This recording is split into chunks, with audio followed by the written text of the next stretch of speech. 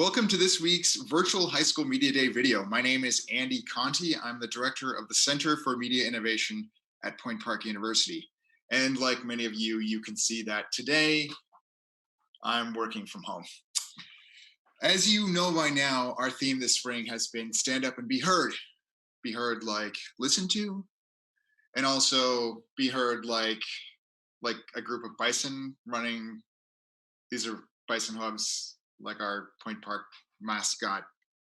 Yeah, maybe we got too clever, but still, because of that, we want all of you to think about how you can stand up and be heard as well. And so today we're super excited to have with us Andaya Sugayan, who is the program director at InspirePA. Welcome to our video, Andaya.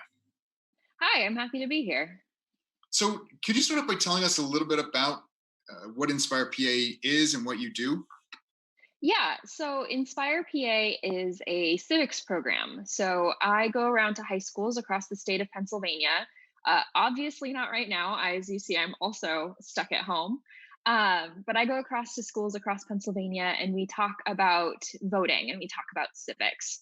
Part of it is creating groups for students so that you, as a collective, are able to talk to each other. As we know, y'all like listening to each other a lot better than you like listening to the adults in your life. Um, so we want to make sure that we create a culture of voting and a culture of civics at schools. We also do work with the Department of State and the Governor's Civic Engagement Award, which is an award that's given to schools that register at least 65% of their eligible students to vote. So I go around to schools and I help you win a really cool award from the Department of State.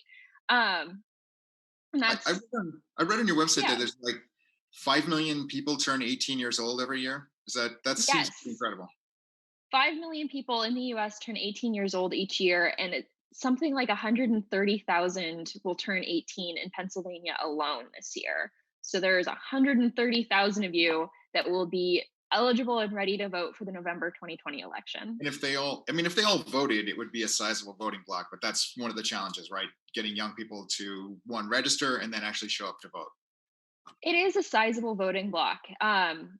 If you take into account millennials and Gen Z, which are the two youngest populations of voters, um, millennials make up 30% of the eligible voting population, and Generation Z makes up 10% of the eligible voting population. So if all 120 million or 120,000 high schoolers registered to vote and got to the polls, you could have a significant impact on the way that your election goes and the way that it's shaped, and your interests will be the ones that are talked about in government. The next largest voting bloc is the baby boomers, and that's only 25% of the eligible voting population. Wow. Okay. So there's real impact there as long as you register to vote and get out and actually vote. Tell us about. I know as you can tell from this, we're innovating by doing our messaging online now. But I know you're doing some interesting things as well. Since you can't physically get out to high schools, what are you doing in terms of you're doing like a daily online civic lesson, right? Yes, Inspire PA is going to be running digital civics lessons every day from 2 to 3 p.m. You can sign on to Zoom and have a chat about a variety of different rotating conversations. So I'll do my traditional voter registration and the history of voting lesson that I do in all the schools, but I know that a lot of students out there have already gotten that information, have already heard it before, whether from me or the League of Women Voters or other wonderful organizations that are doing voter registration work. So we're also doing 4 other topics. We're going to talk a little bit about vote by mail and voting rights in different states. I grew up outside of Pennsylvania in a state that does exclusively vote by mail, so I can answer any questions about any like concerns around voting by a system that isn't going to a polling place and voting in a voting machine. Um, we're also going to be talking about what powers the government has during a crisis like this during the coronavirus, and talking a little bit about some of the misconceptions around what government is and isn't allowed to do. There's also conversations around gerrymandering. That is courtesy of Committee of 70. They have a really great gerrymandering lesson via Draw the Lines. And also on civil discourse and how to talk to people that may not have the same opinions on you politically while keeping it civil and keeping it honest and open conversation between each other. That one will be a little bit more fun because we can get a little bit more partisan on that one, but otherwise we are a completely nonpartisan service talking exclusively about what your rights are going to the polls When I and think what your rights are as the citizen. from our perspective, since this is High School Media Day, I think it's also Yeah. an interesting way, an interesting time that young people can use this downtime to sort of create their own content as well. Like this is, you might not be able to get out and actually reach all of your friends or like reach a broader audience, but you definitely can take the tools that you have, your computers, your smartphones, use those things to create videos and get out messaging via social media in all kinds of different ways. Is that something you work with high school students on, how to get out their message? Yes.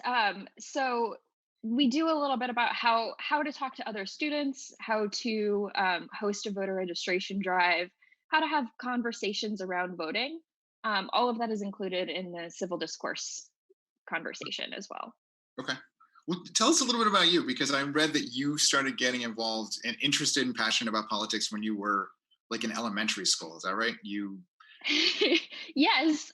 So when I was an elementary schooler, I was very politically involved. When I was an elementary schooler, my school was part of the No Child Left Behind Act, which was an act trying it's the act that increased the amount of standardized testing that we have in high schools. okay? To be honest, um, and that act actually affected me, and my best friend in kindergarten was sent to a special learning school because she was mildly dyslexic, and she was sent away because she would have decreased our overall test scores at our school. So I was very politically involved even from that age. But I ultimately got very involved in politics when I was a high schooler. My high school government teacher was the first person that told me that normal people do civics. I am a normal human being. This is my day job. This is what I like to do. Um, but he also kind of connected the fact that civics is education and it's advocacy. You're educating people on how to vote, on how to participate in their government process, and advocate for people that might not have the same resources to do that. And my high school government teacher really connected those dots for me. We did a whole bunch of fun school activities like we lobbied in our state capitol and we talked about what Supreme Court cases were coming up that year and did mock Supreme Court trials. And I want to really bring those practical, interesting, engaging civics lessons to high schools as well, whether via digitally or other means. We'll talk about it. One thing, I mean, the other thing that a lot of young girls might not realize too is that women didn't always have the right to vote in America, right? That this is the 100th anniversary of the 19th Amendment, and that was a big motivator for you too, right? Can you talk Yes, about it what that was. is and why people should care, especially girls? Yes. So in our history of voting and voter registration lesson, we do talk about, who was and wasn't allowed to vote. And even today, there are some states that don't allow certain populations to vote or make it difficult for certain populations to vote. And we talk about that a little bit in the gerrymandering and the voting rights lessons as well, is that um, not not everybody has the right to vote, and not everyone has always had the right to vote, and it changes, and the systems have changed, and it's really important to get involved and stay involved, because when people vote they get representation. And I think the good thing to note too is that it's not just women that didn't always have the right to vote. 18-year-olds didn't always have the right to vote. Your right to vote started in the 70s because The people were 19th. being drafted in the 1970s, because 18-year-olds were being drafted to war but couldn't vote on who was sending them overseas to fight. Um, and so it's important for people to get involved and to fight for what they care about, whether that's suffrage rights for women, whether that's suffrage rights for 18-year-olds, whether that's suffrage rights for any population. Is that we need to make sure that voting is easy and accessible, and it isn't always. All right, so two personal questions to round this out. One, I Yeah. saw your Twitter handle is Policy Papaya, at Yes, Policy that's right. Papaya. What is that about? So my name is Andaya. Andaya rhymes with papaya, so I've always kind of gone by Andaya Papaya. And I mean, that's been my handle for everything since middle school. I really, really like learning about policy, like learning about politics, just having a general knowledge of it. And policy papaya is fun and alliterative, so why not? So it's from now on, it's Andaya Papaya. I will never It is forget Andaya that. papaya, Okay, yes. good. And then I saw that you want to get involved in politics, right? You might actually you dream of maybe being president someday. What are the steps to get there, and how are we going to make this happen? Yeah. So for the moment, I really enjoy teaching civics and being an educator. My mom's an educator as well. I come from a long line of female educators, and I want to bring more education into the political sphere. I think that's super important, and it's really important for me personally. Um, I do have aspirations of one day being a U.S. senator. You know, 1 in 100 sounds pretty cool. And one day I might run for president. Who knows? Right.